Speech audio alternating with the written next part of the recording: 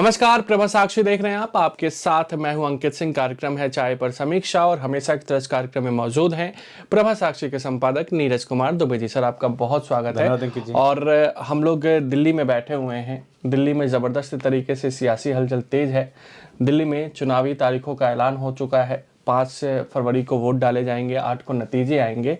लेकिन देखा जाए तो दिल्ली पर देश ही क्या, पूरी दुनिया की नज़र है।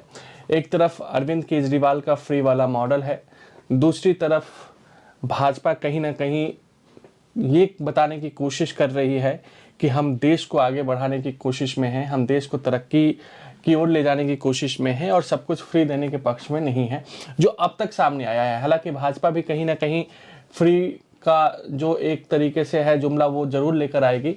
इसके अलावा कांग्रेस जिस तरीके से उसको दम दिखाना चाहिए था दिल्ली में, वो अब तक नहीं दिखा है। हालांकि कल सोमवार को राहुल गांधी रैली जरूर करेंगे, कहां से करेंगे वो आप जरूर बताएंगे। तो कुल मिलाकर देखें तो इस सप्ताह दिल्ली का जो सियासी दंगल है वो उसको आप कैसे एनालाइज करते हैं? देखिए, जो दिल्ली का जो सियासी दंगल है उसमें अगर हम कहें कि सत्तारूढ़ पार्टी जो है, जैसा आपने कहा कि उनका फ्री वाला मॉडल है, तो फ्री वाला मॉडल तो चलिए एक है, लेकिन उससे बड़ा जो उनका करप्शन वाला मॉडल है उसको उसकी चर्चा करने के बजाय उससे ध्यान हटाने के लिए वो तमाम तरह की नौटंकियां रोज कर रहे हैं। अब आप देखिए कि जो सीएजी की रिपोर्ट है वो सदन में रखी नहीं गई, जबकि रखनी चाहिए थी। वो रिपोर्ट सरकार का दायित्व तो होता है कि वो रिपोर्ट सदन में पेश करे, लेकिन वो रिपोर्ट पेश नहीं की गई। और वो जो रिपोर्ट है उसके बारे में जो कुछ मीडिया में आया है, अगर वो सही है तो आप सोचिए कि जो दिल्ली की आबकारी नीति 6 महीने ही रही, क्योंकि विरोध हो गया था तो उसको फिर एलजी ने हटा भी दिया था, हटाने का आदेश दिया था। उसके बाद दिल्ली सरकार ने उसको वापस ले लिया था। तो आप सोचिए कि 6 महीने में अगर किसी योजना में 2000 करोड़ का घोटाला हो जाता है, तो अगर वो योजना 5 साल चल गई होती तो कितना बड़ा घोटाला हो गया होता। और शराब, जिसको एक बुरी चीज़ माना जाता है, ये जो अपने आप को कट्टर ईमानदार कहते हैं, उनको एक चीज़ सोचनी चाहिए, जो शराब बुरी चीज़ मानी जाती है और जिसको आप भी पहले बुरी चीज़ ही कहते थे, आपने एक तो उसको बढ़ावा दिया, बुरी चीज़ को बढ़ावा दिया और बुरी चीज़ में भी घोटाला कर दिया। तो ये दिखाता है कि ये ही असली मॉडल है आम आदमी पार्टी का। और वो पैसा किस तरीके से गोवा भेजा गया, गुजरात भेजा गया, पंजाब भेजा गया चुनाव लड़ने के लिए, इसके बारे में एजेंसियां तमाम तथ्य बीच बीच में सामने रखते रही हैं। देश के सामने है, सार्वजनिक पटल पे वो सब चीज़ें हैं, अदालतों के समक्ष वो चीज़ें दाखिल की जा चुकी हैं।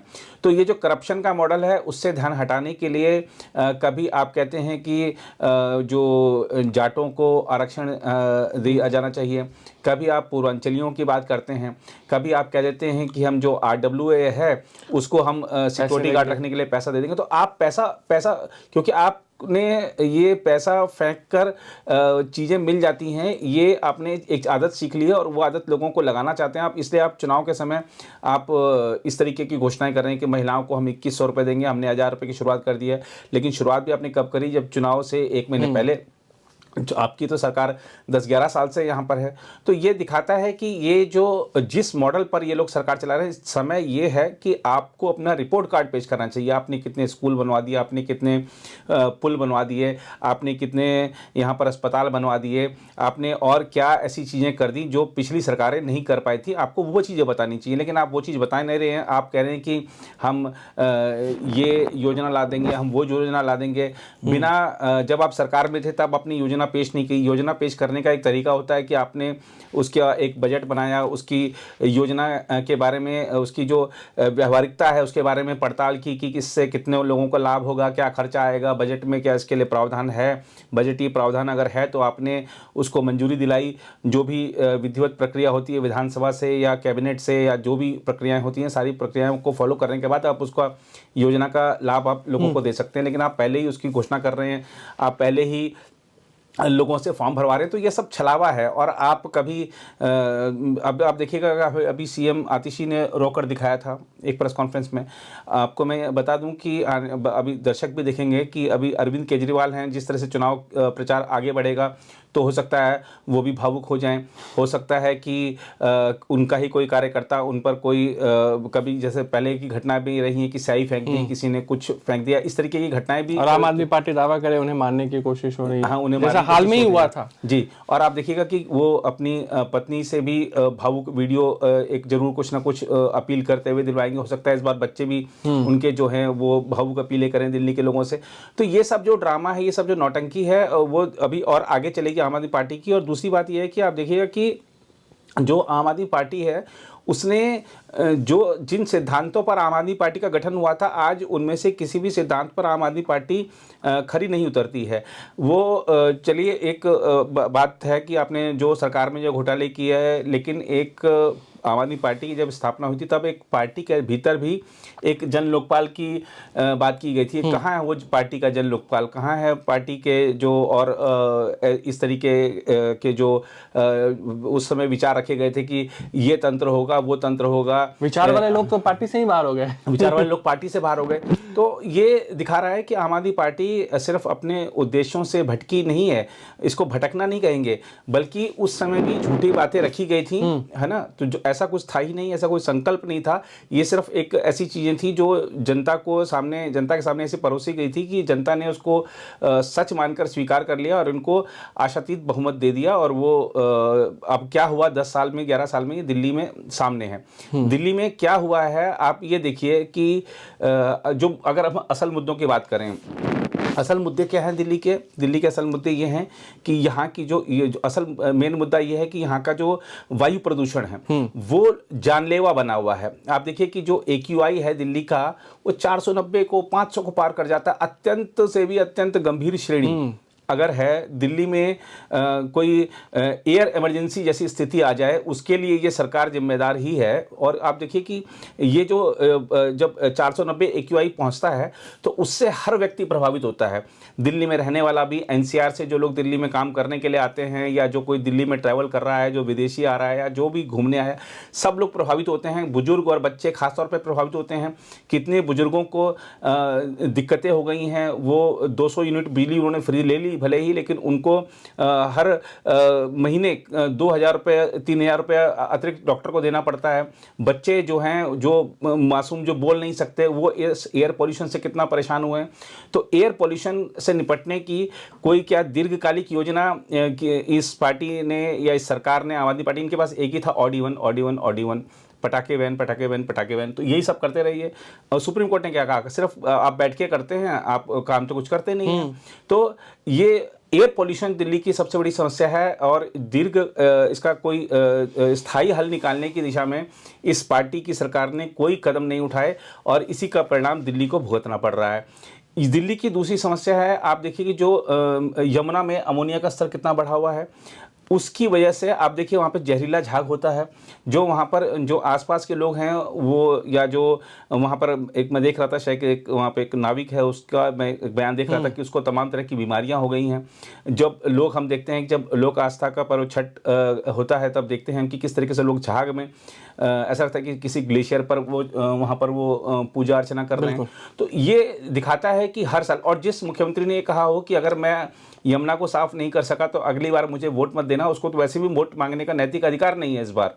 तो ये दिखाता है कि अच्छा, जल की समस्या आपको बताई मैंने, और जो आपने खुद कवर किया है दिल्ली में गर्मियों के दौरान किस तरीके से एक एक बूंद पानी के लिए लोग तरस रहे थे। तो जल साफ है नहीं, जल है ही नहीं, जब टैंकर माफिया यहाँ दिल्ली में इतना प्रभावी है। दूसरा आप देखिए कि जल निकासी जो है वो एक बड़ी समस्या है। हम बारिश के दौरान देखते हैं, राजेंद्र नगर का देखा आपने, आप भी गए थे स्टोरी करने कोचिंग सेंटर में। मैं एक चीज यहाँ पे ऐड करूंगा सर, क्योंकि मैं लगभग 10 विधानसभा क्षेत्र दिल्ली का जा चुका हूँ सर।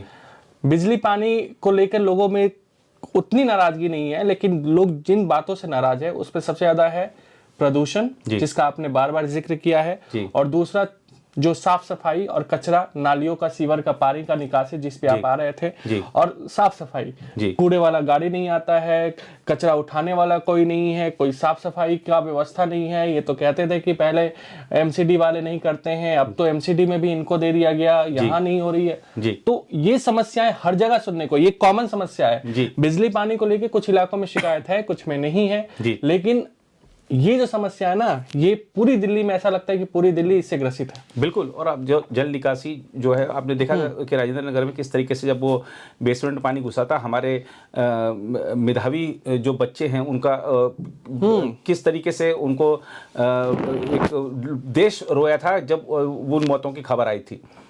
देश को गम आज भी है कि ऐसा हादसा दिल्ली में, राष्ट्रीय राजधानी दिल्ली में हो गया, जल निकासी की व्यवस्था नहीं है।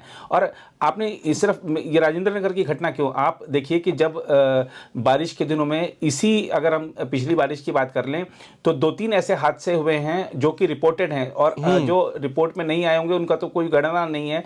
ऐसे हादसे हुए कि चलते चलते बिजली का करंट लगने से मृत्यु हो गई, पानी में उतार पड़ा हुआ था।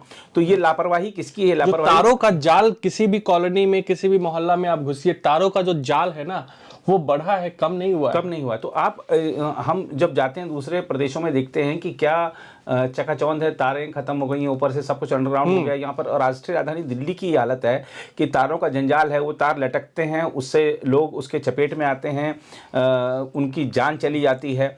तो ये दिखाता, और सरकार ये इस पर फिर वही लीपापोती की बात आ जाती है कि नहीं ये उस एजेंसी का काम है, ये उस एजेंसी का काम है। आपने दिल्ली को कहाँ सुधार दिया? आपने जो भी वादे किए थे, और आप यहाँ पे अगर अस्पतालों की भी बात कर लें, आप जो ये कहते हैं मोहल्ला क्लिनिक, मैं भी कई मोहल्ला क्लिनिक में गया, मैंने कई मोहल्ला क्लिनिक को देखा कि वहाँ पर क्या वाकई में होता है। और मोहल्ला क्लिनिक के लिए आपने देखा होगा कि एक रिपोर्ट भी आई थी, किस तरीके से सामने आया था वहाँ पर कि एक ही मोबाइल नंबर से कितने हजारों लोगों के रजिस्ट्रेशन हुए हैं, उनकी जांच भी हो गई, उनका पैसा भी दे दिया गया। मोहल्ला क्लिनिक जो हैं वो खाली चर्चाओं के अड्डे, आम आदमी पार्टी के नेताओं के बैठने की व्यवस्था वाले अड्डे, वहाँ पर जिस तरीके की जो चीज़ें सामने आती हैं, अब उसके वीडियो अगर हम यहाँ पर दिखाने लगे तो आपको भी लगेगा कि शायद हम आम आदमी पार्टी के खिलाफ कोई कार्यक्रम कर रहे हैं। आम आदमी पार्टी के खिलाफ नहीं, हकीकत जो है वो बता रहे हैं। तो वहाँ पर किस तरीके से जो कह सकते हैं कि जो डॉक्टर नहीं हैं वो लोग इलाज कर रहे हैं, जो लोग वहाँ पर दवाएं देने के लिए अधिकृत नहीं हैं वो लोग दवाएं दे रहे हैं, और वो दवाएं, उन दवाओं की गुणवत्ता पर सवाल उठे हैं, उन दवाओं पर भी सवाल उठे हैं, क्योंकि ऐसी भी रिपोर्ट सामने आई थी कि कई की जो डेट थी वो एक्सपायर थी। तो ये दिखाता है कि ये जो तंत्र, ये जो एक नया कुछ करने का, राजनीति को बदलने का एक संकल्प लेकर आए थे, वो नया कुछ नहीं था। वो उन्होंने जो पुराना फॉर्मूले थे भ्रष्टाचार के, उनमें भी सब गड़बड़ कर दिया है। तो दिल्ली को सुधारने की जरूरत है, और दिल्ली 5 साल में, जो भी नई सरकार बनेगी 5 साल में नहीं सुधर पाएगा, उसके लिए समय लगेगा। क्योंकि दिल्ली को जो 10-11 साल आम आदमी पार्टी ने शासन दिया है, उस 10 साल में वो दिल्ली को पीछे ले गए हैं। दिल्ली में जो ट्रांसपोर्ट व्यवस्था है उसका बुरा हाल है। और ये ठीक है, आप चमचमाती बस को बाहर से दिखा देते हैं, लेकिन आप जाके महिलाओं से पूछिए, महिलाओं के लिए आपने घोषणा कर दी कि उनको बस में फ्री सफर मिलेगा, लेकिन क्या ड्राइवर उनके लिए बस रोकते हैं? एक समस्या है। वो महिलाएं अगर खड़ी हैं सिर्फ वहां पर, तो वो बस आगे भगा लेते हैं। चुनाव से पहले आतिशी को आकर ये बात कहनी पड़ी, अरे भैया आपकी सरकार 10 साल से है, आप कह रहे हो कि बस वाले नहीं रुकते, यार अजीब स्थिति है। तो ये दिखाता है। और आप जैसा आपने एमसीडी का भी जिक्र किया, एमसीडी उनके पास है, लेकिन काम कहाँ पे हो रहा है? आप दिल्ली के किसी भी इलाके में चले जाइए, आपको कूड़े का अंबार मिलेगा, आपको नालियां ओवरफ्लो मिलेंगी, आपको कूड़े का पहाड़ आज भी मिलेगा। तो ये जो दिखाता है कि जो लोग हैं वो एक उम्मीद खो चुके हैं। आप सिर्फ चाहते हो कि मैं 200 यूनिट बिजली का ऐलान करके मैं फिर से वही अपना जो भी पानी 700 लीटर देते हैं शायद महीने, हाँ। तो ये 700 लीटर पानी का फ्री का ऐलान करके ये मैं जीत लूँगा जंग। तो इस बार वो जंग इतने आसान रहने वाले नहीं है। दिल्ली की जनता जाग चुकी है, दिल्ली की जनता अब सवाल पूछ रही है। आप सवाल का जवाब देने की बजाय आप मुद्दों को भटका रहे हैं, ऐसा इस बार चलेगा नहीं, मुझे ऐसा लगता है। बिल्कुल, आपने कूड़े के पहाड़ का जिक्र किया जो गाजीपुर लैंडफिल है। जी। मुझे याद है कि जब गौतम गंभीर ईस्ट दिल्ली से सांसद हुआ करते थे तो उनकी प्राथमिकताओं में एक वो था, उसे कम करने की कोशिश उन्होंने की भी थी। उन्होंने पर्सनल एंड से भी अपने पैसे लगाए थे, क्योंकि सक्षम व्यक्ति थे, अपने पैसे उन्होंने लगा के उन्होंने कोशिश की थी। नितिन गडकरी की भी उसमें भूमिका थी, लेकिन उस दौरान आम आदमी पार्टी और गौतम गंभीर के बीच में सीधा वार पलटवार होता था उस गाजीपुर लैंडफिल को लेकर। एमसीडी चुनाव में भी उसे मुद्दा बनाया गया। हालांकि अब जी जो स्थिति है और जो रिपोर्ट सामने आई है उसमें दावा किया गया है कि पिछले 1 से 1.5 सालों में वो लैंडफिल बढ़ गया है, कम नहीं हुआ है। जबकि उसे खत्म करने की बात आम आदमी पार्टी ने की थी कि 1 साल बाद एमसीडी में हमारी सरकार बन जाए, उसके बाद एक साल बाद हम इसे खत्म कर देंगे जी। इस तरह के वादे किए गए थे। लेकिन अब कांग्रेस पर आते हैं सर जी। कांग्रेस कहाँ है? न 3 में है न 13 में है। आप इंडिया गठबंधन में उसकी स्थिति को देख लीजिए जी। अखिलेश, मायावती, लालू यादव, अब तो उद्धव ठाकरे की पार्टी ने भी कह दिया कि कांग्रेस में कोई ताकत नहीं है दिल्ली में। जी। आम आदमी पार्टी ही भाजपा को चुनौती दे सकती है। जी। कुल मिलाकर उनकी ओर से भी क्या है, ये भी हो गया। कहा जा रहा है कि स्टालिन ने राहुल गांधी को फोन करके कहा कि आप थोड़ा सा डाउन हो जाइए, आम आदमी पार्टी को वहां मजबूती से चुनाव लड़ने दीजिए। जिसके बाद राहुल गांधी ने अपने नेताओं से कहा कि आप थोड़ा डाउन हो जाइए, अपने अपने स्तर पर आप लोग लड़ाई लड़िए, केंद्रीय नेतृत्व इसमें नहीं जाके जो आपका दिल्ली यूनिट है वही पूरी मजबूती से चुनाव लड़े। राहुल गांधी इतने कंफ्यूजन में क्यों है इंडिया गठबंधन को लेकर, या फिर राहुल गांधी को इतने कंफ्यूजन में क्यों रखा जा रहा है? क्या क्षेत्रीय दल चाहते हैं कि कांग्रेस को कमजोर ही रखा जाए? अगर कांग्रेस मजबूत हुई तो इसका मतलब कि हमें कमजोर होना पड़ेगा। जी बिल्कुल। देखिए, और जो दिल्ली में जो भी सबसे पहली बात तो यह है कि आम आदमी पार्टी का उभार, आम आदमी पार्टी की जो जनक है वो अरविंद केजरीवाल से ज़्यादा तो कांग्रेस है। अगर कांग्रेस ने उस समय जन लोकपाल की जब मांग की थी, अन्ना हजारे ने वो मान ली होती, आंदोलन नहीं हुआ होता, तो ये आम आदमी पार्टी का जन्म भी नहीं होता। रामला नाराजगी शीला दीक्षित से नहीं थी, नाराजगी मनमोहन सिंह की सरकार से मनमोहन सिंह सरकार से थी। जन लोकपाल उनकी एक प्रमुख मांग थी, उसके लिए आंदोलन हुआ, वो आपने जन लोकपाल आखिरकार बनाया। लेकिन अगर वो आंदोलन नहीं हुआ होता, लोग उस समय इतने ज़्यादा आंदोलित नहीं हुए होते, तो शायद आम आदमी पार्टी का जन्म नहीं होता। आम आदमी पार्टी के जन्म का कारण कांग्रेस है, उसने हट दिखाया उस समय। और अब जब आम आदमी पार्टी का जन्म हो गया और उसके पास एक वो बड़ी शक्ति के तौर पर विधानसभा में उभर गई, तो आपने उसको समर्थन देकर सबको सरकार भी बनवा दी। जबकि शीला दीक्षित खिलाफ थी इस बात के, आपका पूरा दिल्ली यूनिट खिलाफ था, आपके बड़े नेता खिलाफ थे, अहमद पटेल जैसे नेता खिलाफ थे। तो राहुल गांधी ने उस समय भी बचकानी हरकत करी थी और मुख्यमंत्री बनवा दिया अरविंद केजरीवाल को। और अरविंद केजरीवाल को मुख्यमंत्री बनाना कांग्रेस को कितना भारी पड़ा, ये आज आम आदमी पार्टी एक राष्ट्रीय पार्टी बनकर उभरी है और कांग्रेस के वोटों के सहारे ही वो आम आदमी पार्टी राष्ट्रीय पार्टी बनकर उभरी है। क्योंकि दिल्ली में उसने उसके सारे वोट हासिल कर लिए, उसकी सत्ता उससे ले ली, पंजाब में उससे सत्ता ले ली, गोवा में जो आम आदमी पार्टी आगे बढ़ी है वो कांग्रेस के जो मत थे वो उसको मिले। गुजरात में हमने देखा था कि सूरत नगर निगम में जब आम आदमी पार्टी का अच्छा प्रदर्शन रहा, वहाँ पर विधानसभा में भी आम आदमी पार्टी का अच्छा प्रदर्शन रहा, बल्कि कांग्रेस के आसपास ही उसका प्रदर्शन रहा। तो ये दिखाता है कि आम आदमी पार्टी ने कांग्रेस को खत्म करने में कुछ राज्यों में बड़ी भूमिका निभाई। और जिस तरीके से अब लोकसभा चुनाव में फिर से आम आदमी पार्टी के साथ गठबंधन कर लिया गया, वो एक कह सकते हैं कि जो होता है ना ताबूत में कील ठोकने वाली बात, वो दिल्ली में साबित हो गई वो। तो अब आम आदमी पार्टी और कांग्रेस के जो नेता हैं, अब अलग अलग सुर हैं सबके, लेकिन जो मतदाता हैं वो जानते हैं। मतदाताओं ने देखा कि 6 महीने पहले साथ थे, अभी ये विरोध में हैं और ये समय आने पर ये फिर से भी एक हो सकते हैं। तो किसी कंफ्यूजन में नहीं रहना है। ये अगर मान लीजिए कि स्थिति ऐसी बनती है कि आम आदमी पार्टी को कुछ सीटें कम पड़ती हैं और कांग्रेस का कुछ सीटें होती हैं, तो ये फिर से सरकार बनवा देंगे इनकी। तो ये स्थिति ये साथ कभी भी आ सकते हैं। तो ये पहले भी साथ आए हुए हैं और उससे पहले भी ये साथ आने का प्रयास कर चुके हैं। तो ये कभी ना कभी साथ आएंगे। ये आज अलग लड़ रहे हैं लेकिन ये एक ही हैं। तो दिल्ली की जनता समझदार है और दिल्ली की जनता ये भी देख रही है कि जिस पार्टी का नेता ही अपने लोगों को कह रहा हो कि जैसा आपने कहा कि ठंडे रहो, धीरे रहो, तो ठंडे रहो में आप कौन जाएगा वोट डालने के लिए, है ना? और वहाँ पर वोट अपना कौन खराब करने जाएगा? क्योंकि जब जिस पार्टी के नेता ही कह रहा है कि यार तुम अभी चुनाव के दौरान ही ठंडे रहो, तो फिर वो काम करने के दौरान भी ठंडा ही रहेगा। तो दिल्ली को लेकर प्रियंका गांधी, राहुल गांधी, मल्लिकार्जुन खड़गे, जो जयराम रमेश, जो हर रोज एक ट्वीट करते हैं दिल्ली को लेकर अरविंद केजरीवाल के खिलाफ, अब तक एक भी ट्वीट नहीं हुआ है। जब तक हम लोग ये कार्यक्रम कर रहे हैं इस दौरान नहीं हुआ है एक भी ट्वीट। तो क्या समझा जाए? जी नहीं, यही है कि ये ठीक है कि जो सेंट्रल यूनिट है वो इनके साथ में है, जो स्टेट यूनिट है उनके खिलाफ हैं। और ये जो कन्फ्यूजन वाली स्थिति होती है ना, देखिए ये जनता अच्छी तरह से जानती है और जनता फिर साफ कर देती है। एग्जैक्ट ये चीज़ बंगाल में थी। जो केंद्रीय पार्टी है कांग्रेस, वो ममता बनर्जी के साथ दिख रही थी। जो स्टेट यूनिट थे अधीर रंजन चौधरी, वो बिल्कुल खिलाफ थे। अब जनता ने देखा कि कन्फ्यूजन है भैया, वहाँ दिल्ली में कुछ होता है, यहाँ पे कोलकाता में कुछ होता है, जनता ने साफ कर दिया एकदम बिल्कुल वहाँ पर। तो ये एग्जैक्ट सिचुएशन यहाँ दिल्ली में है, वो यहाँ भी यही हाल होगा इनका। वो फिर से ये मुझे लग रहा है कि शायद दिल्ली में कांग्रेस के लिए बनना भी गणना किया था। 2 बार से 0 है, इस बार 2 बार से 0 है, 2 बार से विधानसभा में भी 0 है, लोकसभा में भी 0 है। हाँ। तो ये दिखाता है कि इस पार्टी को चाहिए था कि अपने पैरों पर खड़ा होने के लिए मजबूती से चुनाव लड़े। और शायद ये पार्टी जिस तरीके से एक दिल्ली में रिकॉर्ड बनाया था 3 बार लगातार जीत का, तो तीसरी बार एक रिकॉर्ड बनेगा 0 का कांग्रेस का। इंडिया गठबंधन में जो पार्टी शामिल है, सब लड़ाई उस वोट बैंक की भी है क्या? आंतरिक लड़ाई उनकी कि वो वोट बैंक कहीं कांग्रेस को ना चला जाए, इसलिए कांग्रेस को मजबूत होने ही नहीं देना है जी।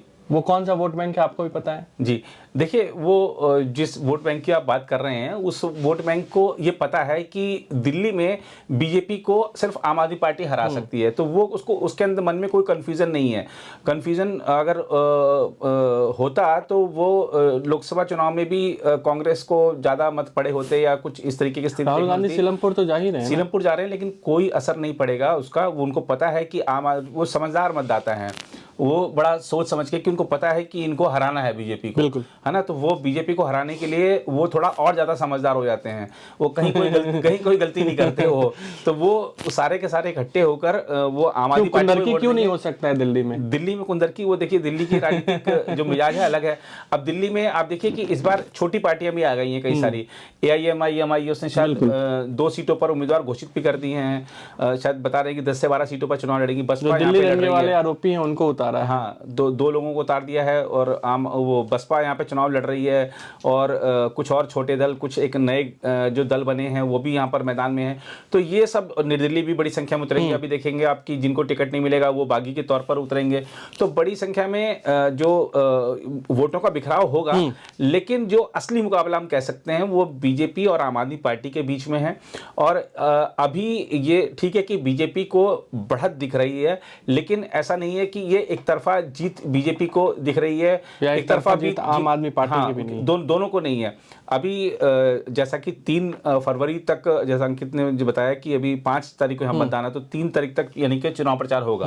तो चुनाव प्रचार में अंतिम दिन तक क्या रहता है, और जिस तरीके से अरविंद केजरीवाल और आम आदमी पार्टी की तमाम तरह की नौटंकियां होती हैं, इनके जो नेता हैं वो तमाम तरह के, कभी लेट के दिखाएंगे, कभी बैठ के दिखाएंगे, कभी उठ के दिखाएंगे, कभी मफलर बांध के दिखाएंगे। तो ये अभी मज़ा आने वाला है लोगों को कि दिल्ली में जो राजनीति किस कदर जाती है, कौन फ्री ज़्यादा देता है चीज़ें, कौन। और ये देखिए, फ्री का वैसे मैं एक कहूँगा, ठीक है कि दिल्ली के लोग वैसे फ्री के पीछे भागते बहुत हैं जी। अभी मैं एक आंकड़ा देख रहा था कि जब ये अरविंद केजरीवाल ने घोषणा करी कि हम ठीक है कि 2500 रुपया महिलाओं को देंगे, उसके बाद चुनाव आयोग के पास लगभग 5 लाख से ज़्यादा आवेदन आ गए कि हमारे को भी वोटर लिस्ट में हमारा भी नाम दर्ज करो। और उस 5 लाख में 70% महिलाएं थीं। तो ये दिखाता है कि ऐसी योजनाओं का लोग लाभ उठाना चाहते हैं। क्योंकि ठीक है कि 2500 रुपया हमको, आपको लगता हो कि इसमें क्या आएगा, लेकिन 2500 रुपया बहुत सारे लोगों के लिए एक उस रकम का महत्व है। तो इसलिए लोग चाहते हैं। तो कह रहे हैं ना कि वो फर्जी वोटर हैं, यूपी बिहार वाले हैं, उनको लाके फर्जी वोट बनवाया जा रहा है। हाँ, देखिए, अब ये जो नेता है उनको अपनी जुबान संभालनी चाहिए। अब खास तौर पर अगर हम पूर्वांचल की ही बात कर लें, तो पूर्वांचल के लोगों का दिल्ली से जो कनेक्शन है ना, वो शायद किसी और का नहीं होगा। वो इसलिए नहीं होगा क्योंकि यहाँ की जितनी भी इमारतें हैं, उस इमारतों की जो ईंट हैं उसमें पसीना वो पूर्वांचल के लोगों का है। वही उन्हीं लोगों ने, बिहार और उत्तर प्रदेश के लोगों ने आके ज़्यादातर यहाँ पे मजदूरी की है, क्योंकि उनको पास पड़ता है ये। वो यहाँ पे आके मजदूरी करते हैं, वो इमारत बनाते हैं, उसके बाद वो चले जाते हैं, दूसरी इमारत बनाते हैं। आप उसमें बैठ के अपने शानदार ऑफिस बना लिया है, तो आपको लगा कि ये पूर्वांचली जो है ये बाहर से आया हुआ है, ये घुसपैठिया, ये वो है। लेकिन उसी ने, वो बेचारे ने वो तपती धूप में वो सीमेंट लगाई, उसने उस पर पुताई की, उसमें सरिया डाला, पता नहीं क्या क्या जो भी चीज़ें होती हैं सब करा उसने। तो उसको सम्मान देना चाहिए। वो उसने आके मेहनत करी है, उसका जो अधिकार है वो सबसे ज़्यादा है, क्योंकि वह जो पूर्वांचल का व्यक्ति है उसी ने मजदूरी की है। आपको ये बात भूलनी नहीं चाहिए। 30% पूर्वांचली वोटर हैं, लगभग 30%, और 17 सीटों पर 60% के आसपास इनका वोट बैंक है, और 35 सीटों पर अच्छा खासा ये कहीं ना कहीं दखल रखते हैं। खैर देखना दिलचस्प होगा कि आने वाले दिनों में जो चुनावी नतीजे हैं या चुनाव आने तक किस तरीके से दिल्ली का दंगल रहता है।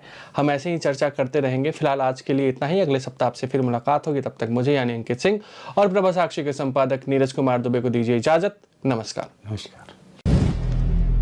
अगर आप भी लेना चाहते हैं देश दुनिया की तमाम जानकारी तो आज ही सब्सक्राइब करें हमारे चैनल को। साथ ही नीचे दिए बेल आइकन को जरूर दबाएं ताकि हर अपडेट आप तक पहुंच सके।